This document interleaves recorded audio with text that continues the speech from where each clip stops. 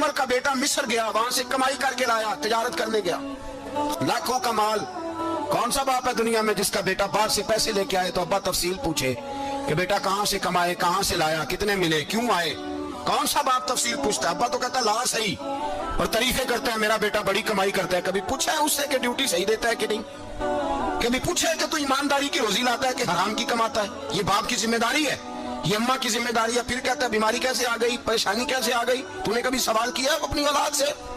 حضرت عمر فاروق رضی اللہ تعالیٰ عنہ کا بیٹا مصر سے پیسے کما کے لایا تو جناب عمر نے بلایا, فرمایا بیٹے اتنی تو تیرے پاس راش ہی نہیں تھی, تھوڑے سے تو پیسے لے کے گیا تھا, اتنی کمائی کیسے ہو گئی؟ اتنے تو پیسے نہیں تھے صاحب, کہاں سے کمائی لائے؟ اس نے کہا ابا جی وہ جو میرے چچا ہے نا مصر کے گورنر, آپ کے دوست, انہوں نے میری مدد کی ہے. فرمایا جتنے لوگ گئے تھے سب کی ہے مدد اس نے؟ کہا نہیں صرف میری کی. فرمایا تیری کیوں کی؟ تیری کیوں کی؟ کہا حضور آپ کے دوست ہیں. فرمایا چپ کر, حضور انہوں نے مجھے اتنے پیسے دیے, میں نے کاروبار میں ڈالے تو نفع آیا تو میں ان کی رقم دے کے. فرمایا خاموش ہو جا, باقی جتنے لوگ گئے تھے سب کی مدد کی اس نے؟ کہا نہیں حضور صرف میری کی. فرمایا اس نے تیری مدد نہیں کی, اس نے خلیفہ کے بیٹے کی مدد کی, اس لیے کہ وہ خلیفہ کو اپنے حق میں نرم کر سکے. فرمایا آدھا مال تیرا ہے, آدھا مال غنیمت کا ہے, مال خزانہ کا ہے, مسلمانوں کا ہے, اس لیے کہ تو جو وہاں سے مال کما کے لایا ہے وہ اپنے باپ کے خلیفہ ہونے کی وجہ سے کما کے لایا ہے, لہذا رکھ ادھر. یہاں کہتے ہیں کدھر سے آیا, کیسے آیا, کون سا حساب دے, کیا کریں؟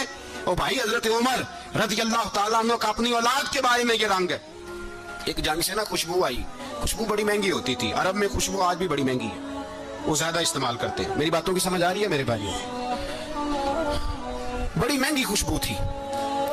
جب وہ خوشبو آئی تو حضرت عمر نے کہا, گھر میں پہلے پہنچی حضرت عمر کے, چونکہ زیادہ عورتیں استعمال کرتی تھی گھر کے اندر خوشبو, مرد بھی لگاتے تھے.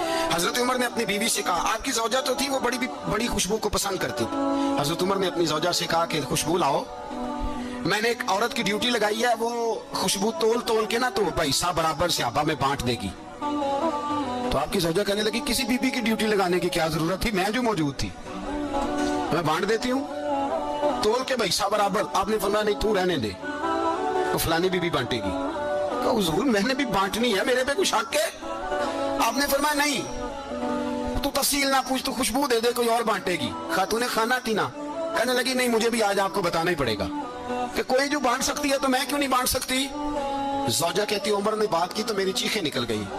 حضرت عمر فرمانے لگے جب تو خوشبو بانٹے گی نا تیرے ہاتھوں کو بھی لگے گی, تیرے دوپٹوں کو بھی لگ جائے گی.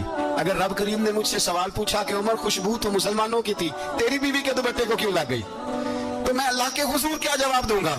اگر اللہ نے یہ سوال کیا کہ تیری بیوی نے کیوں لگائی, وہ تو حصہ تھا مسلمانوں کا, تو تو نے تیری بیوی نے کیوں لگائی؟ تو فرمایا میں نہیں چاہتا کہ اللہ کے حضور مجھے اور تجھے باز پرس ہو, لہذا کسی اور کو بانٹنے دے. زوجہ روئی اور تڑپ کے کہنے لگی عمر مجھے لگتا ہے صبح قیامت بھی تیری بیوی ہونے کی وجہ سے اللہ مجھے جنت عطا فرما دے گا, تیری زوجہ ہونے کی برکت سے. بھائی یہ معیار رکھا, خدا کی قسم ایسا شخص تاریخ میں دوبارہ نہیں آیا.